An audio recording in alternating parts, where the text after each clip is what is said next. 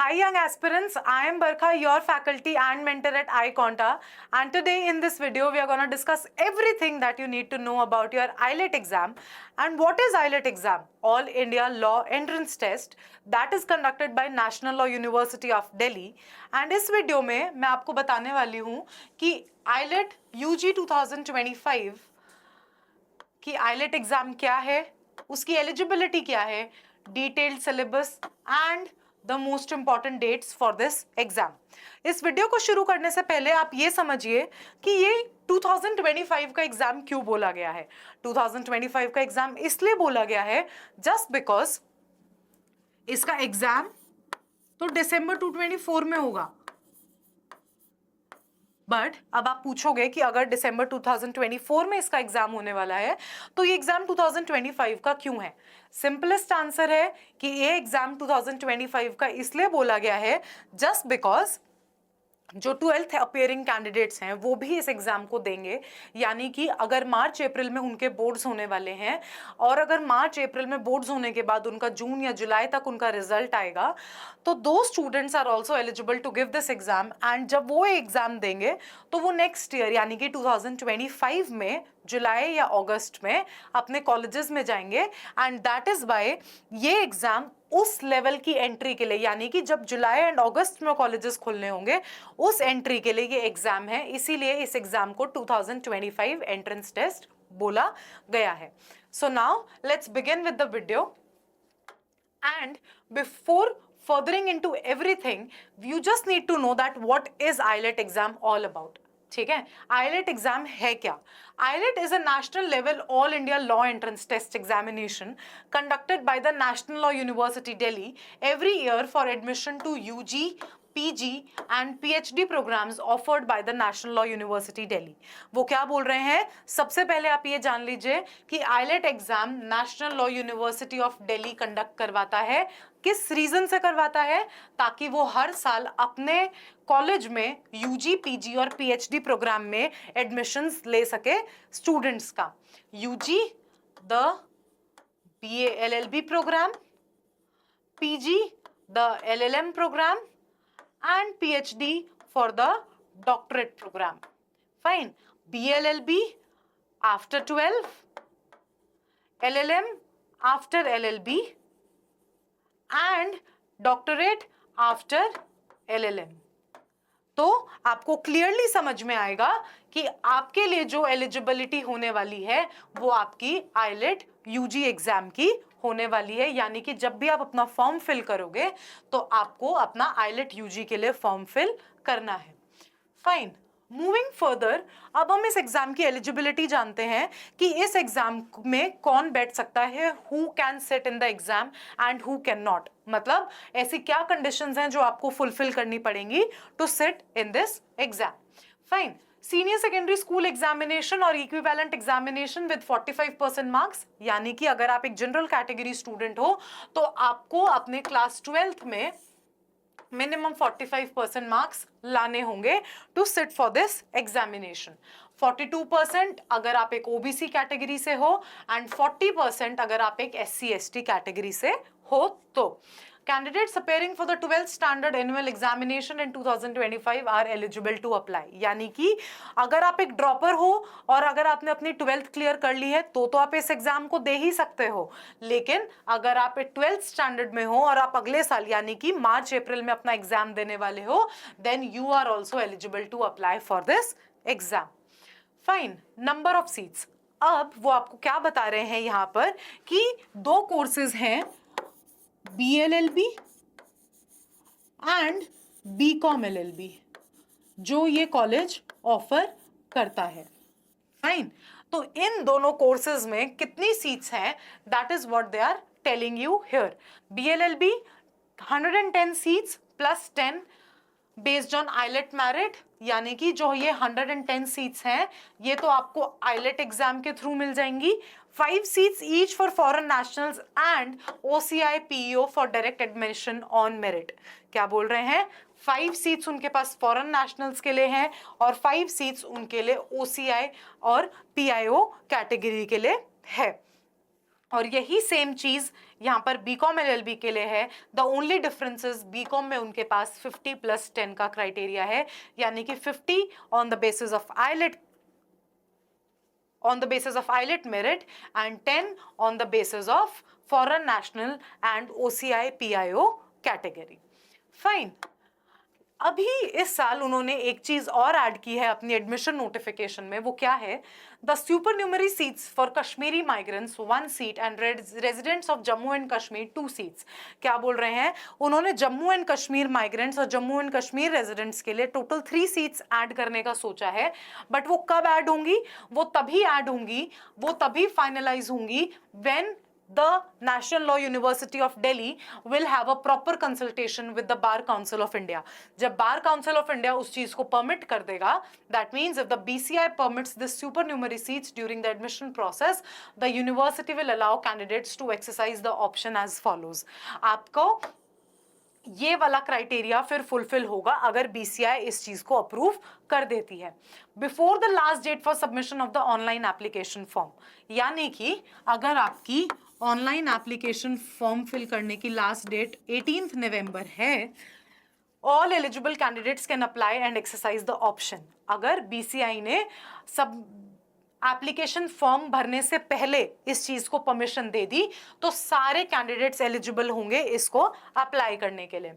After the last date for submission of online examination forms and before the announcement of IELTS 2025 results, तब क्या होगा? अगर form भरने की डेट निकल चुकी है और IELTS एग्जाम भी हो चुका है, तो अगर IELTS 2025 का रिजल्ट नहीं आया है, तब कौन से कैंडिडेट्स एलिजिबल होंगे? Candidates who appeared in the IELTS exam. तो जिन लोगों ने ऑटोमेटिकली फॉर्म फिल किया होगा उन कैंडिडेट्स को ये वाली सीट्स में प्रेफरेंस मिलेगी। After the announcement of IELTS 2025 results, अगर बीसीआई ने रिजल्ट्स अनाउंस करने के बाद permission the but before the commencement of the classes, लेकिन क्लासेस शुरू तब अभी तक नहीं हुई हैं, तो सेम वही क्राइटेरिया कि जिन्होंने IELTS एग्जाम दिया होगा उन्हीं स्टूडेंट्स को इसकी प्रेफरेंस मिलेगी। Fine, this was your eligibility. अब देखते हैं कि आपके लिए मोस्ट इंपॉर्टेंट डेट्स क्या होने वाली हैं for this examination. Fine, last date for submission of applications online. आपकी जो एप्लीकेशन मोड है वो ऑनलाइन होने वाला है, यानी कि आपको आपके कंप्यूटर बेस्ड प्लेटफॉर्म पे आपको इस एप्लीकेशन फॉर्म को फिल करना है and the last date is 18 November 2024। यहाँ पर वो स्टार मार्क इसलिए किया गया है कि ये एक टेंटेटिव डेट है। देयर माइट बी चांसेस कि बाय 3 or 4 days और बाय आइदर 1 week जो अथॉरिटीज हैं वो इस फॉर्म की डेडलाइन को एक्सटेंड कर दें या फिर करेक्शन विंडो खोल दें, and this is the last date tentatively to fill your application forms. आपके एडमिट कार्ड कब इशू होने वाले हैं? नवंबर 28 को आपके एडमिट कार्ड इशू होंगे, that too in an online mode. आपका एग्जामिनेशन डेट एंड टाइम क्या होने वाला है? By now I think you must have known this कि आपका जो एग्जाम है वो 8 दिसंबर को होने वाला है and timings will be 2 PM to 4 PM। Now moving further, अब हम इसका डिस्कस करते हैं डिटेल्ड सिलेबस कि क्या डिटेल में आपका जो सिलेबस आने वाला है उसमें कौन कौन से सेक्शंस कवर होने वाले हैं और हर सेक्शन की वेटेज क्या होने वाली है। फाइन, जो IELTS सिलेबस है उसका जो सब्जेक्ट वाइज डिस्ट्रीब्यूशन है वो ये है। 3 सेक्शंस मेजरली आपके इस सेक्शन में पूछे जाएंगे, इस पेपर में पूछे जाएंगे। First is the English language, second is the current affairs and the GK, and third is the logical reasoning. Unlike your CLAT exam, इस एग्जाम में सबसे कम वेटेज आपके GK और करंट अफेयर सेक्शन को दिया गया है, जबकि CLAT में ये चीज ऑपोजिट है। CLAT में आपका लीगल रीजनिंग और GK एंड करंट अफेयर्स को हाईएस्ट वेटेज है। यहाँ पर IELTS एग्जाम में सबसे लीस्ट वेटेज है आपके GK and current affair section को।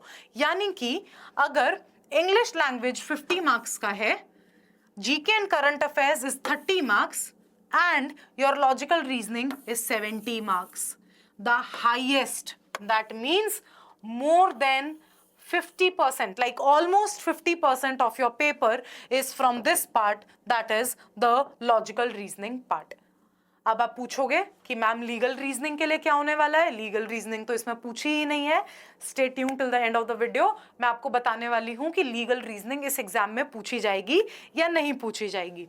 तो ऐसा कि मैं जब डिस्कस कर रही थी कि जीके एंड करंट अफेयर्स सबसे कम पूछा गया है, तो यहां पर आपको एक एडवांटेज मिल सकता है कि अगर आप नवंबर तक के current affairs, from February to November तक आप करंट अफेयर्स बहुत थॉरोली कर सकते हो, तो ये वाले जो 30 मार्क्स हैं ये आपके डील मेकर या डील ब्रेकर हो सकते हैं, क्योंकि बहुत लोग सिर्फ 30 मार्क्स को देखकर इस सेक्शन को छोड़ना प्रेफर करेंगे और कहेंगे कि सिर्फ 30 मार्क्स हैं, let's focus on this 70 and 50, that is 120 marks, और इस 30 मार्क्स को हम छोड़ देते हैं। लेकिन अगर आपने यही करंट अफेयर सेक्शन अच्छे से किया हुआ होगा, then this will be a deal maker for you for your IELTS exam. Fine. अब हर सेक्शन को थोड़ा डिटेल में डिस्कस करते हैं और देखते हैं कि आपसे हर सेक्शन में क्या क्या एक्सपेक्ट किया जा सकता है, आपसे हर सेक्शन में क्या क्या पूछा जा सकता है। Let's discuss the English language section first. English language में fill in the blanks, comprehensions, major role जो आपका प्ले करने वाले हैं कॉम्प्रिहेंशंस, यानी कि कोई फिक्स्ड पैटर्न नहीं है कि इतने कॉम्प्रिहेंशंस पूछे जाएंगे या इतने डायरेक्ट क्वेश्चंस पूछे जाएंगे।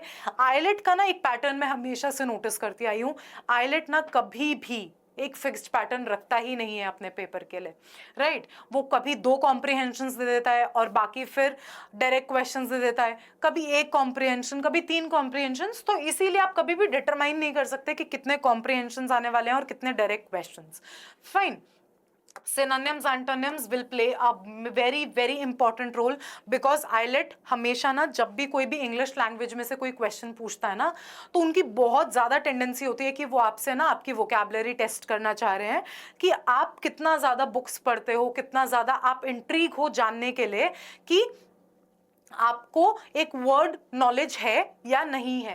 दैट इज वाई आपके synonyms, antonyms, idiom phrases, jumble words and sentences, choosing the correct words, ये होने वाला है आपका इंग्लिश का सिलेबस, यानी कि एक फुल वोकैबुलरी टेस्ट आपका यहां पर होने वाला है। फाइन। अब आप पूछोगे वोकैबुलरी पढ़ें कैसे?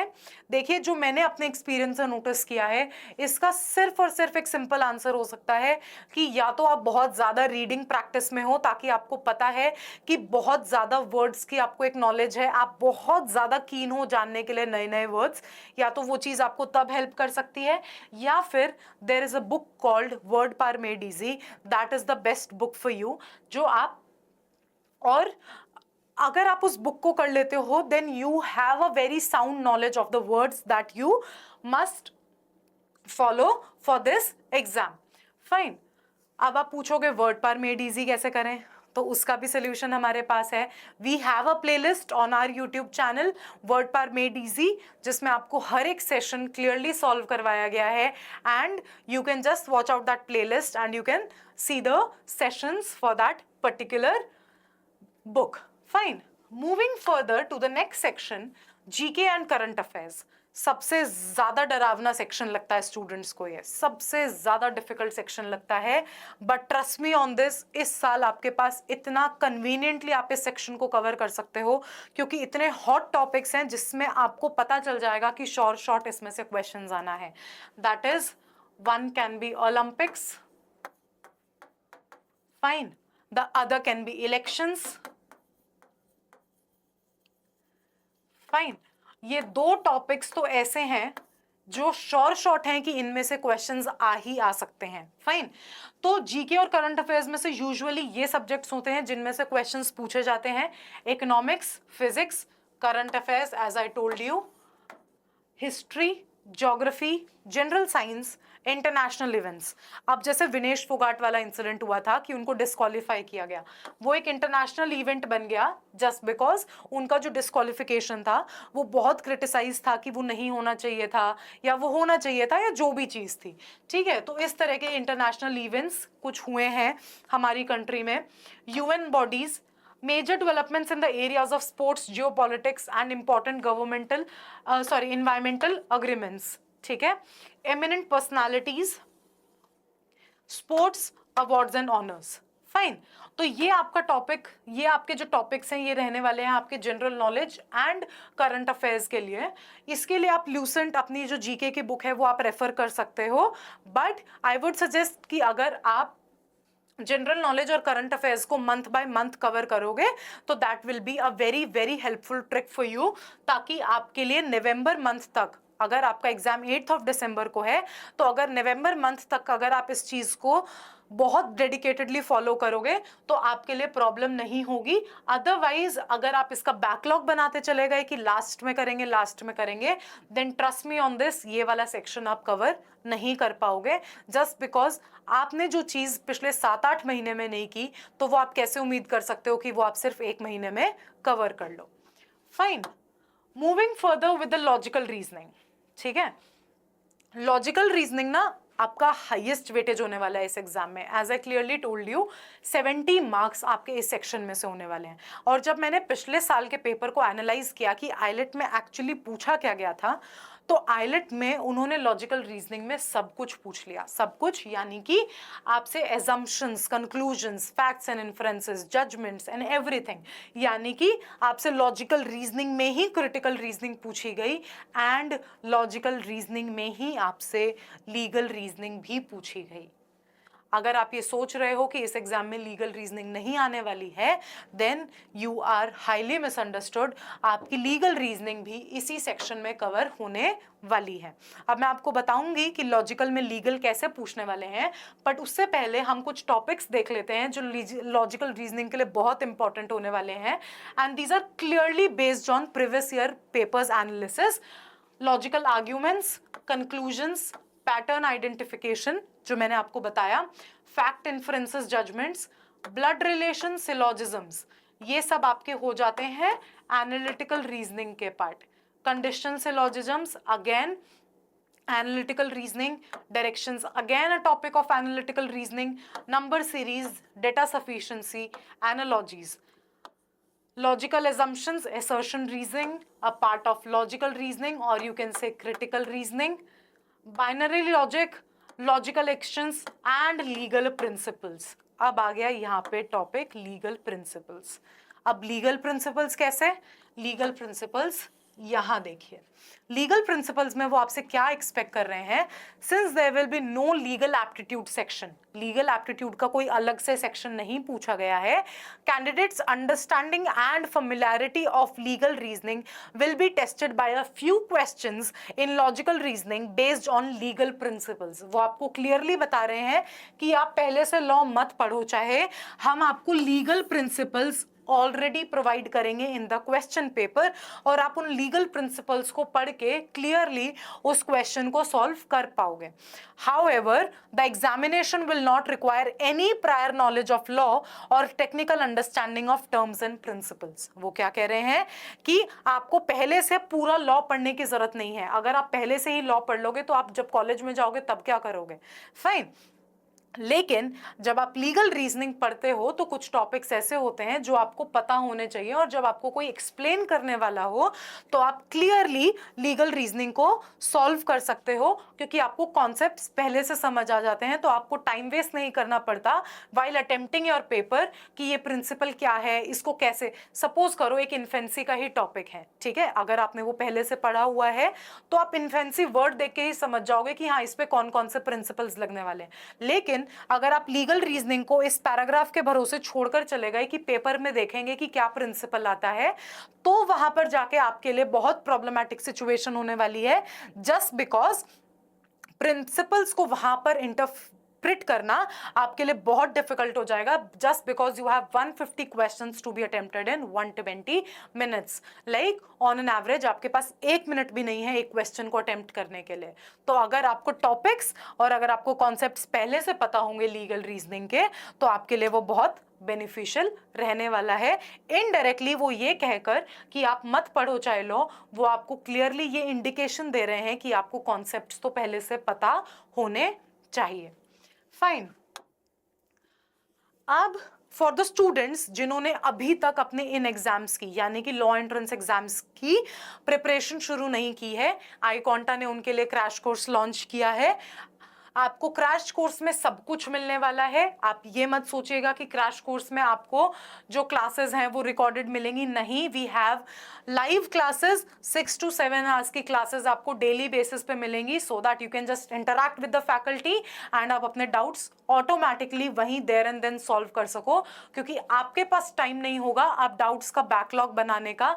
Just 2 months for your exam, and आपको बहुत ज़्यादा ज़रूरी होगा कि आपके जो डाउट्स हैं वो ऑन द स्पॉट सॉल्व होते जाएं।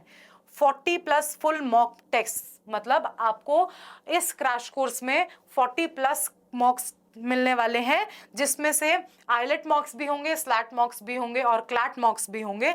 उससे क्या होगा, आपको क्लियरली आपकी स्क्रीन के सामने ये जो मॉक टेस्ट हैं ये आपके पूरे ऑनलाइन मॉक्स होने वाले हैं। आपकी स्क्रीन के सामने जो आप 4 to 5 आवर्स अपने एनालिसिस को देते हो मॉक्स के लिए, वो आपको देने की जरूरत नहीं पड़ेगी, जस्ट बिकॉज हम आपको फुल्ली AI बेस्ड मॉक्स देने वाले हैं। पूरा एनालिसिस आपकी स्क्रीन के सामने होगा कि आपने लास्ट स्क्रीन से लेके अभी तक कितने मिस्टेक्स की, आपने टॉपर के साथ क्या कंपैरिजन किया। तो that is what we are providing. GK के लिए हम आपका बहुत अच्छा सोल्यूशन लेकर आए हैं, मंथली जीके कंपेंडियम्स।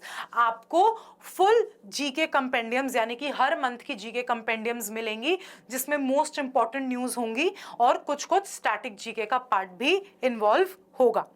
फाइन, ये बैच शुरू हो रहा है from 1st of October, and for the early bird enrollments we have special discounts, and if you want to enroll with us, then you can just visit our website www.iconta.in/clad.